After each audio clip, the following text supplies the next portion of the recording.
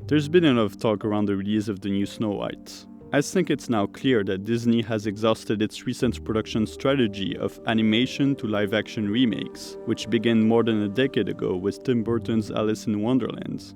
The failure of Snow White is a great opportunity to look back critically on that phenomenon by considering its impact on the art of animation.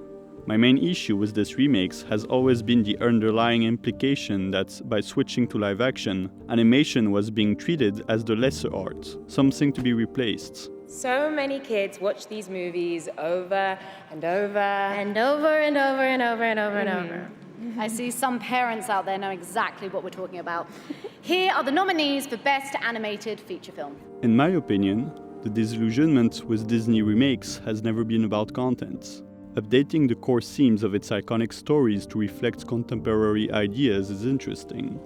It's always been about the form, whether it's the writing or simply the aesthetic choices directly copy-pasted from works tailored to animation into soulless live-action versions.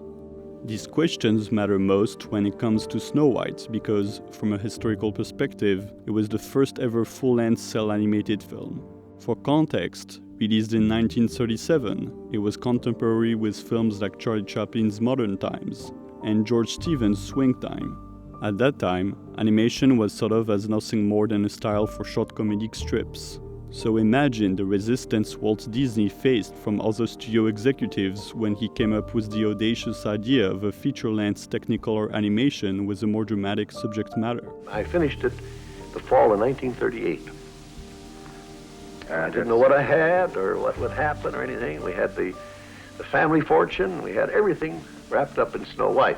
With Snow White, Disney's goal was simple: to prove to the world that animation is just as worthy of being called cinema as live action is. And he succeeded. Walt Disney became the leading voice in animation worldwide, setting the standard for animated feature films. But how exactly did they pull it off? I suggest we answer this question by looking at the iconic scene in which Snow White escapes into the woods after a failed murder attempt. For context, the jealous queen orders a hunter to kill Snow White. Bring back her heart in this. This scene blends cinematic grammar from live-action films with expressive storytelling techniques unique to animation, taking viewers through an intense psychological journey. In a matter of 5 minutes, we go from the naivete of childhood to the brutal loss of innocence, the ensuing trauma, and the eventual recovery. The sequence alone is almost a film within the film.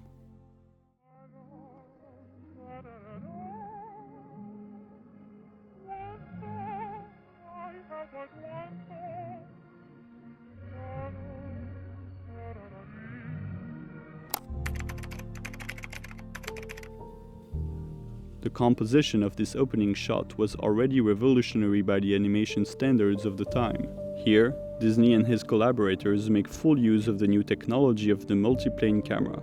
It was a technique that used several layers of painted artwork on glass, foreground, middle ground, and background, to create the illusion of depth. In a single shot, they managed to create tension. We, the audience, know what the hunter in the background is about to do. Yet Snow White is oblivious to it. She's a child, still unaware of the evil in our world lurking in the background. The following zoom pushes the other planes off screen, suggesting we are now entering Snow White's world, aligning us with her perspective, one of ignorance where danger is out of sight.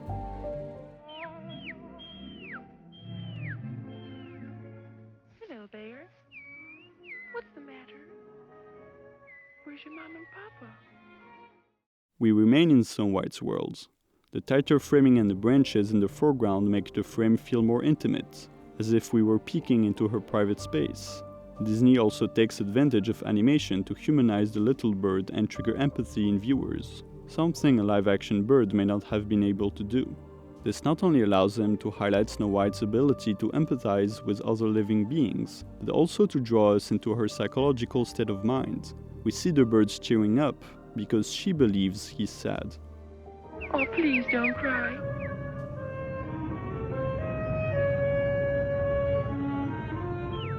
Come on, prick up. Won't you smile for me?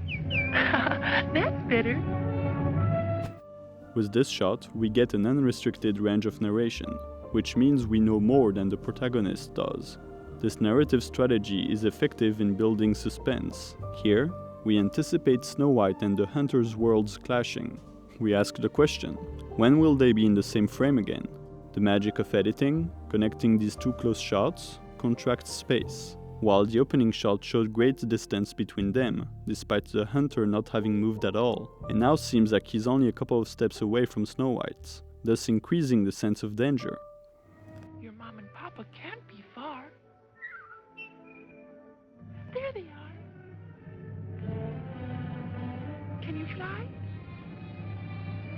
Goodbye. Backshots like this one usually suggest that a character is vulnerable, exposed to a threat. It gives us the sense that they're being observed. In this context, we fear for Snow White, as she's clearly oblivious to the incoming threat. Speaking of which, it is literally growing larger and larger in the frame. The Hunter's green eye color is actually the same as the evil queen's, as if he were possessed by her, following her orders like a puppet. The music shifts from whimsical to menacing. Mom and papa can't be far. There they are. Can you fly? Goodbye. Goodbye.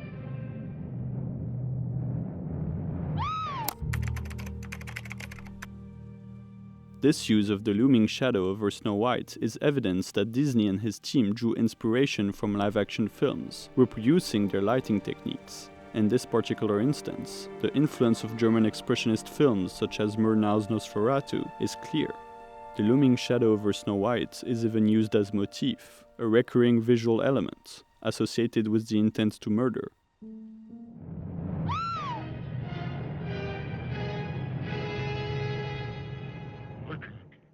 I can't do it. Forgive me. I beg of your highness, forgive me. The quick zoom-ins and the increased editing pace heighten the violence of the moment, simulating a collision between Snow White's innocent worlds and the Hunter's worlds, which have remained separate until now. The question is, when will they finally be in the same frame? This shot of the hand holding the knife epitomizes the concept of murder. Insert shots often allow for abstraction. For more examples, check out the David Lynch analysis. Interestingly, however, this abstract representation of murder is subverted here when he drops the knife. This is a much more powerful image than showing the Hunter's face to convey the transition from murderous intent to regret. A simple hand shaking and dropping the knife is all that's needed to convey his emotional struggle. When they finally appear in the same frame, the Hunter bows before Snow White. The frame is slightly wider, signaling the release of tension. She is saved, for now. I don't understand. She's mad, jealous of you. She'll stop at nothing. But who? The queen. The queen. Up her child. Run. Run away. Hide. In the woods, anywhere. Never come back. Now go. Go. Go. Run. Run. This is a moment of confusion for Snow White, betrayed and afraid. The Hunter urges her to run away, but she doesn't know what to do. Here, the multiplane camera technique, allowing for independent control of movement between background and foreground, creates a subtle effect of inconsistency. If you look closely, her movements don't quite match the background movements. She appears to take a few steps back, then stops, then moves forward slightly. Yet, the background moves from right to left at a constant speed instead of matching her pace. This subtle inconsistency reinforces the sense of confusion and urgency, as if an invisible force were pushing her to flee while she processed the shock. Within the same shot, Disney makes full use of the illusion of depth, as she moves from the foreground to the background in a matter of seconds. It appears as though she's being sucked into a black hole, especially with the radical shift in tone, from bright lighting and white birch trees to dim lighting and dark oak trees, and the rapid shrinking of her figure. This marks her transition into the dark psychological aftermath of this event.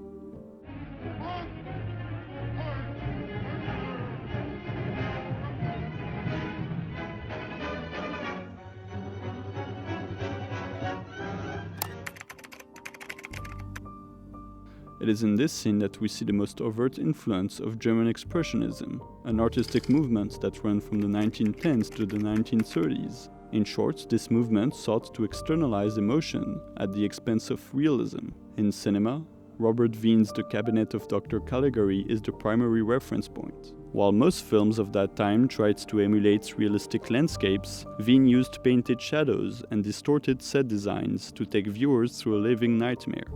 But what medium is best suited to portray unrealistic emotional landscapes if not animation? No live-action film can visually externalize emotion to the same extent. Here, trauma is literally depicted through the environment. While the sequence had felt relatively grounded until now, the landscape suddenly becomes distorted. Twisted trees cover the sky, and dark blue tones dominate the color palette, even though we were in the middle of a bright sunny day. With the addition of several foreground layers, the forest becomes claustrophobic.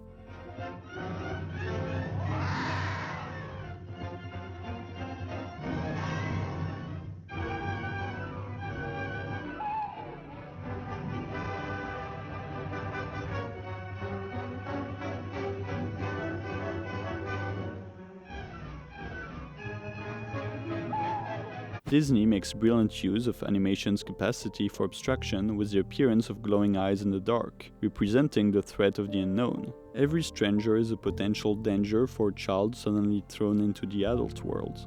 With branches suddenly coming to life, Disney pushes us one step further into madness. While the set design had already shifted toward expressionism at the expense of realism, these dissolves directly depict illusion, clearly indicating that Snow White's distress is influencing her perception of the environment.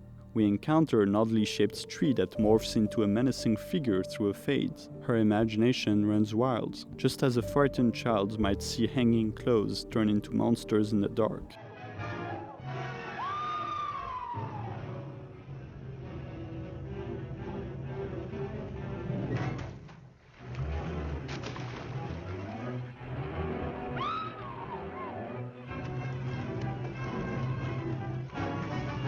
Her sudden lack of parental figure and the mental confusion triggered by the shock are conveyed through a constant change in direction. The camera tracks her along the x-axis, to the left, to the right, and even along the y-axis with this dramatic dive, taking full advantage of animation's possibilities. This dive escalates her descent into madness. Throughout this sequence, Disney raises the tension quickly, starting with false alarms, an owl emerging from the darkness, followed by bats, then hands grabbing her, and finally, crocodiles trying to eat her, as implied by this open mouth on which Disney lingers before foiling Snow White, allowing the image to imprint itself in our minds.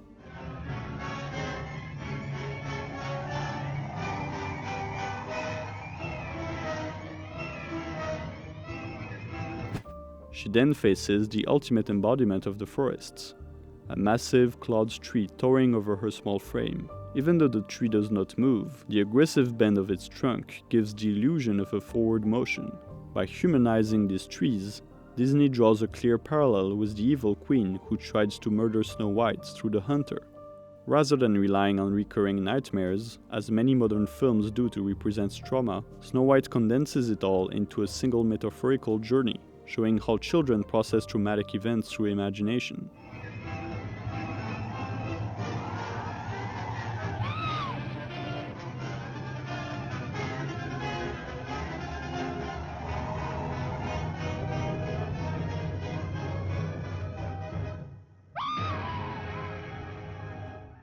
Now, even the regular trees in the background have changed to reflect the aggravation of her anxiety.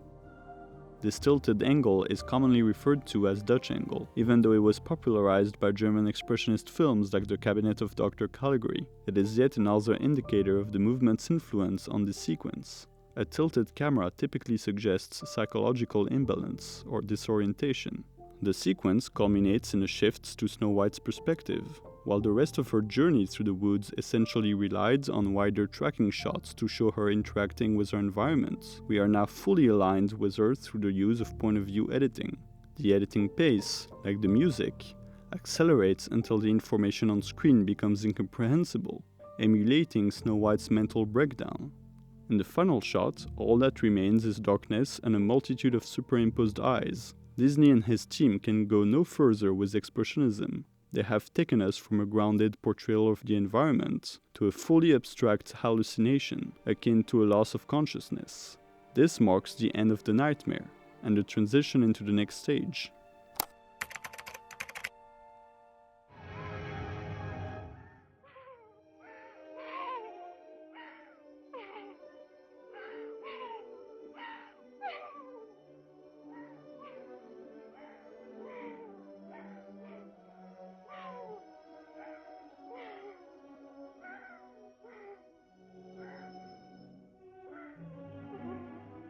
The slow zoom out signals a return to a more objective point of view as the set's design shifts back to a more realistic depiction of the forest. The lighting also returns, as if we're waking up from a nightmare. This zoom out echoes the zoom in at the beginning of the sequence.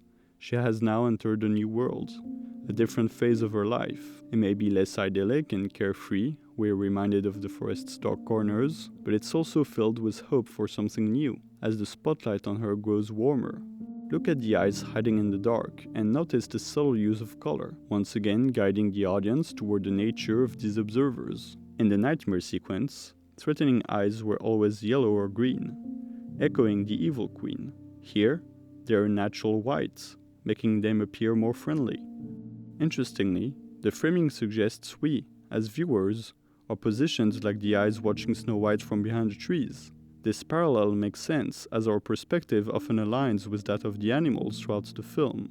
Snow White and the dwarves often know less than we do, but the animals are always there as quiet observers, our point of reference.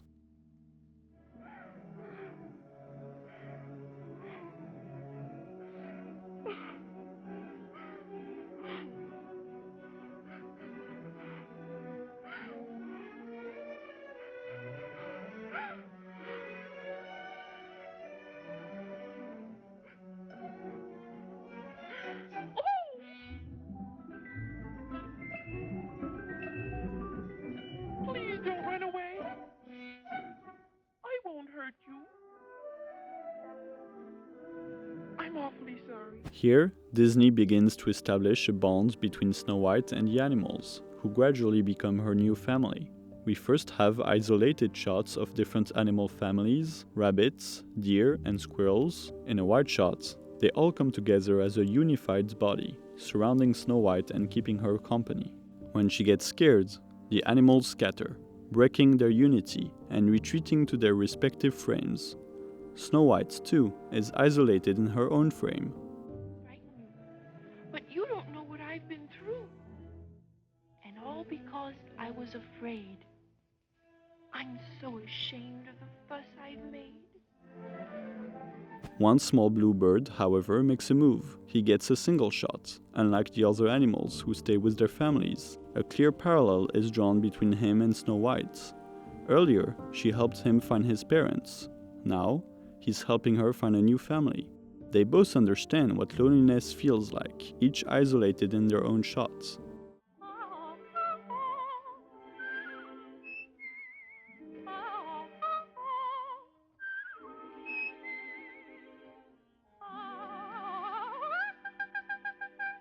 Finally, through song, she connects with him, and they're reunited in the same frame.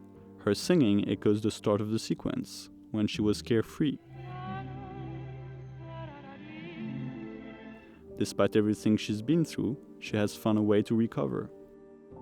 While borrowing from live-action cinema to ground the story in a believable world, Disney and his animators took us on a highly expressive journey, externalizing the protagonist's rapidly shifting emotions thanks to the endless possibilities of animation. It's clear now that such a sequence could never be reproduced in live-action without losing parts of its original intent. I would argue the biggest issue with the recent remakes is that they're actually too faithful to the animated originals. Assuming that simply translating these aesthetic choices into live action would yield the same result is a fundamental misunderstanding of what made Disney's animation so unique. I hope this analysis also highlighted how animation, even with the Disney name attached, isn't necessarily made for children alone. In fact, some of the earliest Mickey Mouse cartoons included violence and even flirtation. As for Snow White, Walt Disney repeatedly expressed his intent to make a serious film intended to move audiences, whether children or adults. Thank you all so much for the amazing feedback on the last video. It truly means a lot and motivates me to keep working hard on this channel. There are so many works I'd like to explore with you. So if you haven't already, make sure to subscribe and hit the bell. If there are any films, TV shows, or video games you'd like me to check out, drop them in the comments below. I'll pick one to include in future analysis. See you in the next one.